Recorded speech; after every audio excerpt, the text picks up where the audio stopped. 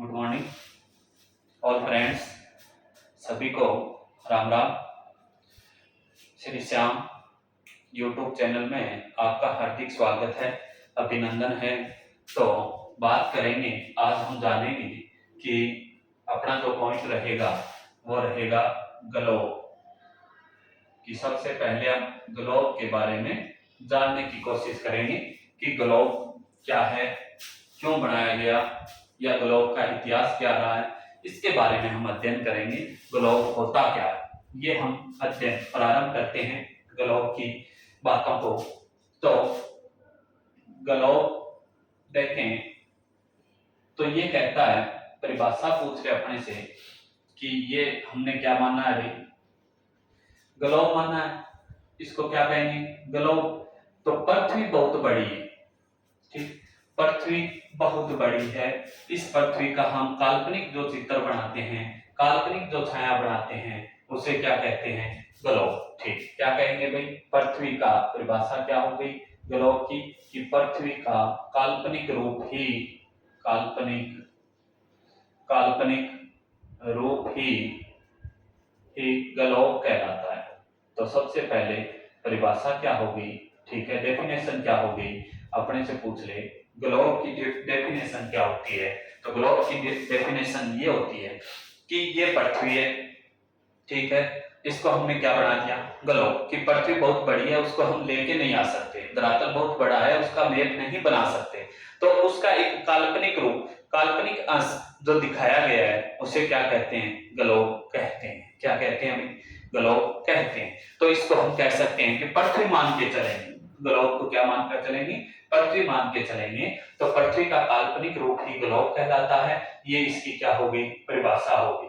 अब सबसे पहले इसकी आकृति के बारे में जानें। आकृति कि ग्लोब की आकृति कैसी होती है या फिर पृथ्वी की आकृति कैसी है, ठीक है, इसका हम अध्ययन करेंगे। तो भू-आव, पहली आकृति कौन सी है, भू-आव। भू-आव ये पृथ्वी है। भूमि का आवरण ही क्या कहलाता है, ग्लोब कहलाता है, पृथ्वी कहलाती है, ठीक है। अब भू-आव बात करें कि फ्रांस का एक विद्वान हुआ था, ठीक है, किस देश का, फ्रांस का, रिपहर, क्या नाम है, रिपहर, फ्रांस का एक विद्वान था। रिपहर फ्रांस का विद्वान कहता है कि पृथ्वी है, उसकी आकृति भू-आव आकृति है, वो कैसी कह रहा है भाई। अब बात करेंगे फ्रांस के विद्वान भू-आव पृथ्वी की आकृति, ठीक है, इसकी बात करें कि पृथ्वी की आकृति जो है वो अंडाकार है। कैसी है भाई, अंडाकार, कि एक अंडे के समान है। किसके समान है, अंडे के समान। इसके अलावा हम कह सकते हैं कि मध्य से उभरी हुई और ध्रुवों पर चपटी।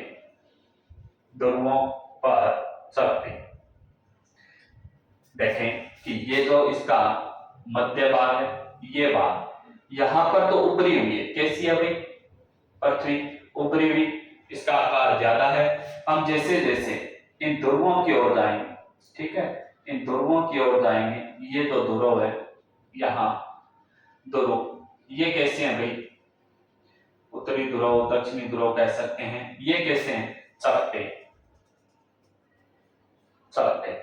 तो पृथ्वी की आकृति कैसी हो गई भाई, हम कहेंगे मध्य से उभरी हुई, ध्रुवों पे किस प्रकार की है, चपटी। इसके अलावा किस प्रकार की है, अंडाकार, किसकी आकृति है, पृथ्वी की। अब एक विद्वान हुआ है भारत का, आर्यभट्ट।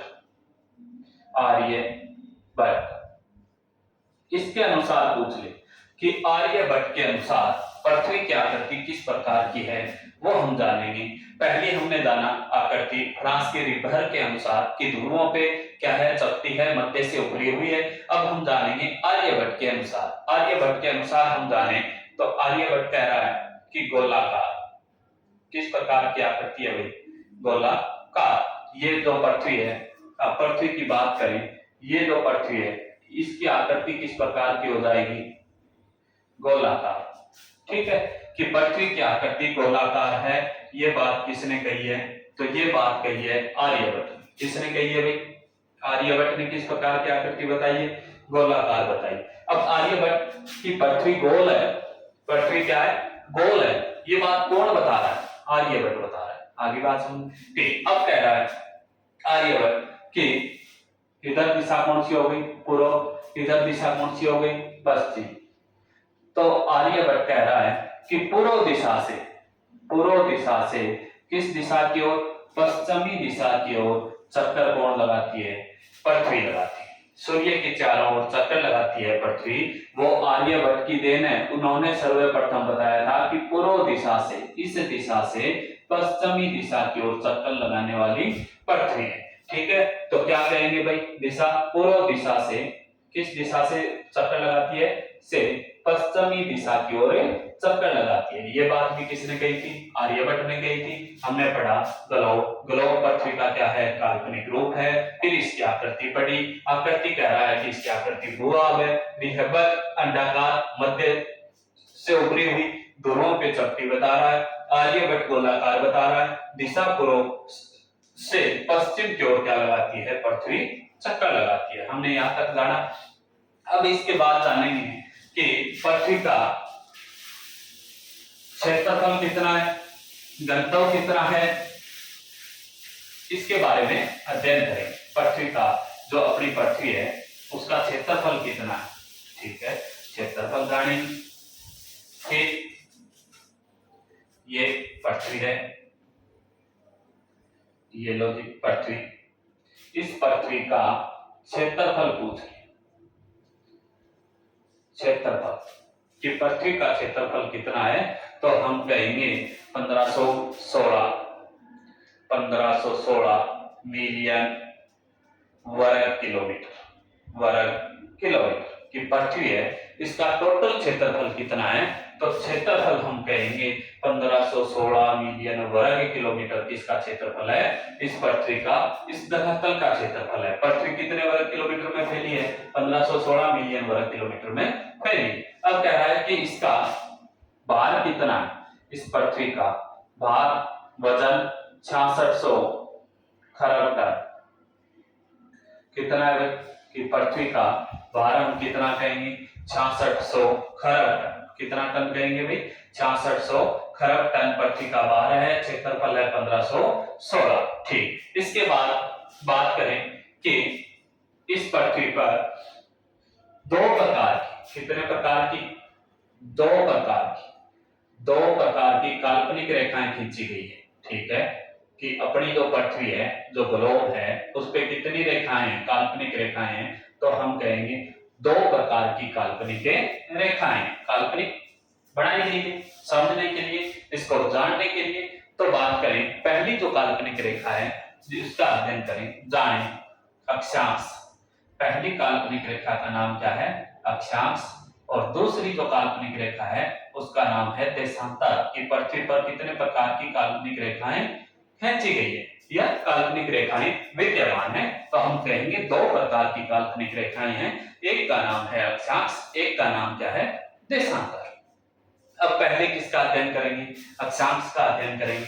इसको जानेंगे कि अक्षांश रेखा, पहला किसका अध्ययन करेंगे, अक्षांश रेखा का अध्ययन करेंगे। इसको जाने अक्षांश रेखा को।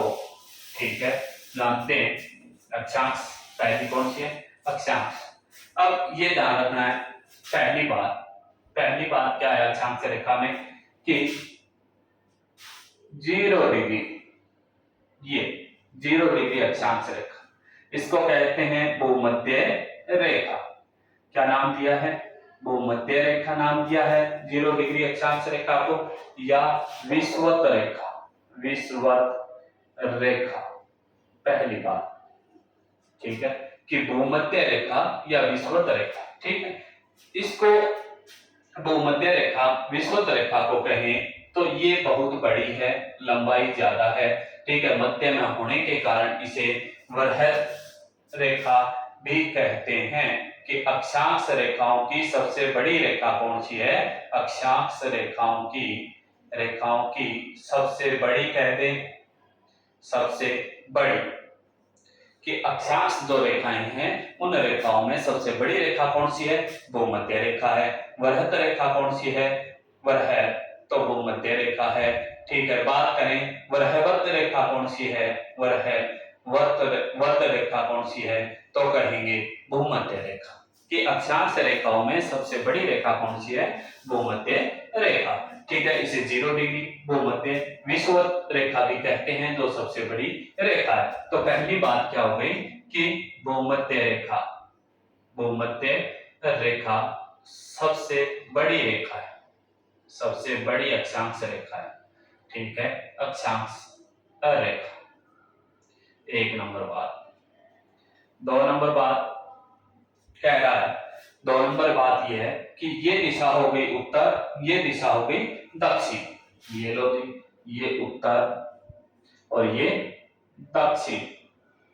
तो उत्तर दिशा में जो देश हैं उन्हें कहा जाता है उत्तरी गोलार्ध। क्या कहा जाता है भाई? उत्तरी गोलार्ध। दक्षिण में जो देश हैं उन्हें कहा जाता है दक्षिणी गोलार्ध। ये बात तो आपको पता ही होगी कि कितने भागों में बांट रही है 0 डिग्री की रेखा धरातल को? 2 भागों में बांट रही है, अलग अलग 2 भाग कर रही है। एक का नाम उत्तर जो दिशा है उसको उत्तरी अक्षांश कहते हैं, दक्षिण जो दिशा है उसे दक्षिणी गोलार्ध कहते हैं, या उत्तरी अक्षांश दक्षिणी अक्षांश, उत्तरी गोलार्ध दक्षिणी गोलार्ध। बात करें 0 डिग्री रेखा, 2 नंबर बात क्या होगी कि भूमध्य रेखा, भूमध्य अक्षांश रेखा, ऐसे भी पूछा जा सकता है। अक्षांश रेखा पृथ्वी को कितने भागों में बांटती है? पृथ्वी को 2 भागों में बांटती है, बांटती है। ठीक है, ये कह रहा है कि भूमध्य रेखा, ठीक है, या अक्षांश रेखा, सीधा भी क्वेश्चन आ जाए, अक्षांश रेखा पृथ्वी को कितने भागों में बांटती है? 2। ठीक है, 2 भाग। पहला भाग कौन सा हो गया भाई? उत्तरी गोलार्ध। ये लो जी, उत्तरी गोलार्ध। दूसरा भाग पूछ ले, हम कहेंगे दक्षिणी गोलार्ध। ये लो जी, दक्षिणी गोलार्ध। अब क्वेश्चन क्या बनेगा कि इसने 2 भागों में तो बांट दिया, ग्लोब को 2 भागों में तो बांट दिया, धरातल को 2 भागों में तो बांट दिया, या पृथ्वी को 2 भागों में बांट दिया। कौन सी रेखा ने? भूमध्य रेखा ने या अक्षांश रेखाओं ने। ठीक, अब कह रहा है कि उत्तरी जो गोलार्ध, ये जो गोलार्ध, 3 नंबर बात है। ठीक है, यहां लिखता हूं 3 नंबर बात कह रही है कि उत्तरी गोलार्ध का स्थल भूभाग ज्यादा है, स्थल भूभाग क्या है? ज्यादा, और दक्षिणी गोलार्ध का स्थल भूभाग क्या है? कम। कि उत्तरी गोलार्ध का भूभाग ज्यादा है, दक्षिणी गोलार्ध का भूभाग क्या है? कम। तो 3 नंबर बात कहेंगे उत्तरी गोलार्ध का। उत्तरी क्या हो गई भाई? 3 नंबर बात कि उत्तरी गोलार्ध का स्थल भूभाग ज्यादा है, ज्यादा है। 3 नंबर बात होगी। ठीक है, 3 नंबर कि किस गोलार्ध का भाग, स्थलीय भूभाग ज्यादा है? उत्तरी गोलार्ध। 4 नंबर बात क्या होगी भाई? 4 नंबर कि दक्षिणी गोलार्ध का भूभाग कम है।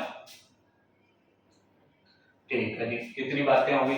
4 बातें हमने की। अब हम अध्ययन करेंगे कि आगे वाली बात, दिशा देखेंगे कि अक्षांश रेखाएं किस दिशा से किस दिशा की ओर रहती हैं। अक्षांश रेखाओं की बात करें, दिशा की हम बात करें तो हम जानेंगे, देखो अक्षांश रेखा 5 नंबर बात क्या हो गई कि अक्षांश रेखाएं हमेशा बात करें कि पूर्व से पश्चिम की ओर खींची जाती है, पश्चिम की ओर खींची जाती है। कितनी बातें हो गई? 5। ठीक है, ये दिशा कौन सी हो गई? पूर्व। ये दिशा कौन सी हो गई? पश्चिम। तो ऐसे भी कह सकते हैं कि पूर्व से पश्चिम की ओर खींचे जाने वाली रेखा है अक्षांश रेखा। ऐसे भी कह सकते हैं कि पश्चिम से पूर्व की ओर खींचे जाने वाली रेखा अक्षांश रेखा है। कि किस दिशा से किस दिशा की ओर, पूर्व से पश्चिम या फिर पश्चिम से पूर्व की ओर खींची जाने वाली रेखाएं क्या कहलाती है? अक्षांश रेखाएं कहलाती है। अब बात यह आती है कि पूर्व से पश्चिम की ओर जो रेखाएं खींची जाती है वो कौन सी रेखा होगी? अक्षांश। इससे याद न रहे आपको तो व्यक्ति जिस मुद्रा में, सोने की मुद्रा में होता है, नींद लेने की जो मुद्रा होती है, उस समय जो रेखा बनती है वो बनती है अक्षांश रेखा, इसे याद रख लो। या फिर सूर्य जिस दिशा में निकलता है जिस दिशा में अस्त होता है उस ओर खींची जाने वाली रेखा क्या कहलाती है? अक्षांश रेखा। सूर्य जो है वो पूर्व दिशा में निकलता है और अस्त किस दिशा में होता है? पश्चिमी दिशा में। तो जहां निकलता है, छिपता है, वहां रेखा होती है कौन सी? अक्षांश। या फिर व्यक्ति सोता है, नींद लेता है, जो मुद्रा होती है नींद लेने की, सोने की जो क्रिया है, तो वो भी हम रख सकते हैं कि अक्षांश रेखा का निर्माण करता है। तो ये याद रख सकते हो आप इस प्रकार से भी कि सूर्य निकलता है, छिपता है, वहां अक्षांश रेखाएं होती। 6 नंबर बात, कितने नंबर बात? 6 नंबर बात हम ये करेंगे कि क्या कह रहा है 6 नंबर बात कि ये 0 डिग्री हो गई। कितने डिग्री हो गई?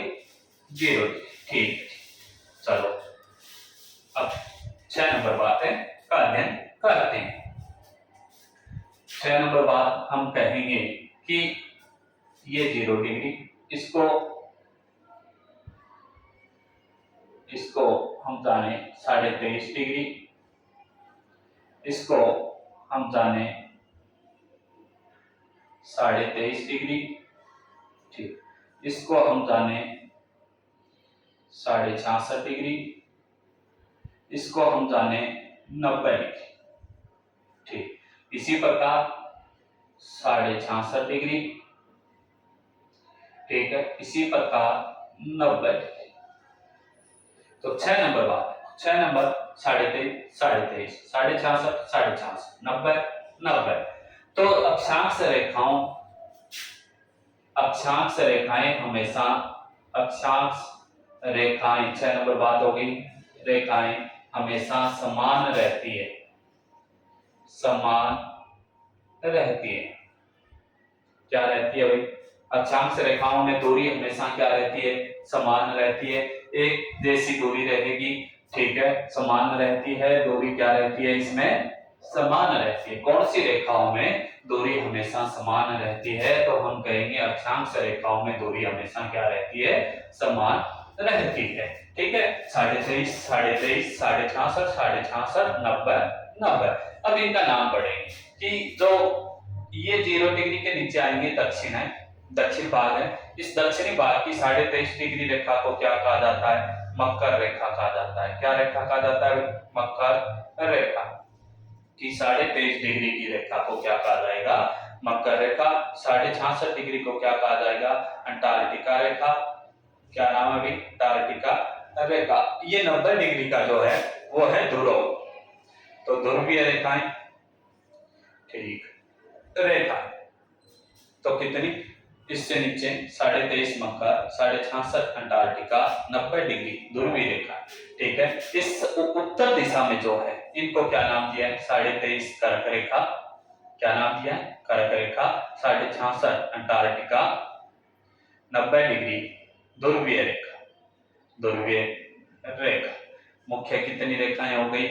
ठीक है, 66.5, 23.5, 23.5 कर्क, 66.5 अंटार्कटिका, 90 ध्रुवीय हो गई, ठीक। अब देखो, अब 7 नंबर बात पढ़ेंगे। 7 नंबर बात ये है कि अक्षांश रेखाओं की दूरी हमेशा समान हमने पढ़ ली। तो 2 अक्षांश रेखाओं के मध्य का भाग, ये 2 अक्षांश रेखाएं हैं, इन 2 अक्षांश रेखाओं के मध्य का भाग, ये 2 भाग, ये कह लो मध्य का भाग, या फिर ये कह लो कि मध्य का भाग क्या होगा कि 2 अक्षांश रेखाओं के मध्य का भाग हमेशा किस नाम से जाना जाता है? तो 2 अक्षांश रेखाओं के मध्य का भाग हमेशा कटिबंध के नाम से जाना जाता है। क्या कहेंगे इसे? कटिबंध। क्या कहेंगे भाई? कटिबंध। कि 2 अक्षांश रेखाओं के मध्य के भाग को हम क्या कहेंगे? कटिबंध कहेंगे। तो 7 नंबर का क्या हो गई कि 2 अक्षांश रेखाओं के मध्य का भाग, रेखाओं के मध्य का भाग, बीच का भाग कटिबंध कहलाता है। क्या कहलाता है? कटिबंध कहलाता है। तो कितनी बातें हो गई? 7 बातें हो गई। 7 बातों का हमने अध्ययन किया, जाना। पहली बात हमने जानी कि शुरुआत हमने कहां से की? गोलोक से की, ठीक है। गोलोक पृथ्वी का क्या है? काल्पनिक रूप है, ये हमने जाना। फिर इसका क्षेत्रफल बात करें, घनत्व हमने जाना। इसके बाद हम आए अक्षांश रेखाओं। कौन सी रेखाओं में? 2 काल्पनिक जो रेखाएं थी उन रेखाओं में आए। पहली बात हमने की अक्षांश रेखा में कि भूमध्य रेखा सबसे बड़ी अक्षांश रेखा है, वृहत रेखा है। क्या कह सकते हैं? पहली बात वृहवत रेखा है, सबसे बड़ी रेखा है। कौन सी है? भूमध्य रेखा है। फिर 2 नंबर बात हमने पढ़ी कि भूमध्य अक्षांश रेखा पृथ्वी को कितने भागों में बांटती है? 2 भागों में बांटती है। या इसे भी आ सकता है कि अक्षांश रेखाएं पृथ्वी को या ग्लोब को कितने भागों में बांटती है? 2 भागों में बांटती है। एक का नाम हमने किया उत्तरी गोलार्ध, दूसरे का नाम क्या किया? दक्षिणी गोलार्ध। 3 नंबर बात हमने ये पढ़ी कि उत्तरी गोलार्ध का स्थल भूभाग क्या है? ज्यादा है। फिर 4 नंबर बात, इसका भूभाग ज्यादा है। बात की कि दक्षिणी गोलार्ध का भूभाग, इसका भूभाग क्या है? कम है। फिर 5 नंबर हमने बात पढ़ी कि पूर्व से किस दिशा में खींची जाती है? पश्चिमी दिशा में खींची जाती है। सूर्य निकलता है, सूर्य छिपता है, उस दिशा की ओर खींची जाने वाली रेखा है। 6 नंबर बात हमने पढ़ी कि अक्षांश रेखाएं हमेशा क्या रहती है? समान, 0 से 23.5, 0 से 23.5 दूरी हमेशा क्या रहेगी? समान। 7 नंबर बात हमने पढ़ी कि 2 अक्षांश रेखाओं के मध्य का भाग क्या कहलाएगा? कटिबंध कहलाएगा। अब बात पढ़ेंगे 8 नंबर, कितने नंबर? 8 नंबर बात का अध्ययन करेंगे कि 8 नंबर क्या है। ठीक है, 8 नंबर देखो कि अक्षांश रेखाएं हमेशा स्थिति का निर्धारण करती है। किसका निर्धारण करती है भाई? अक्षांश रेखाएं हमेशा स्थिति का निर्धारण करती है,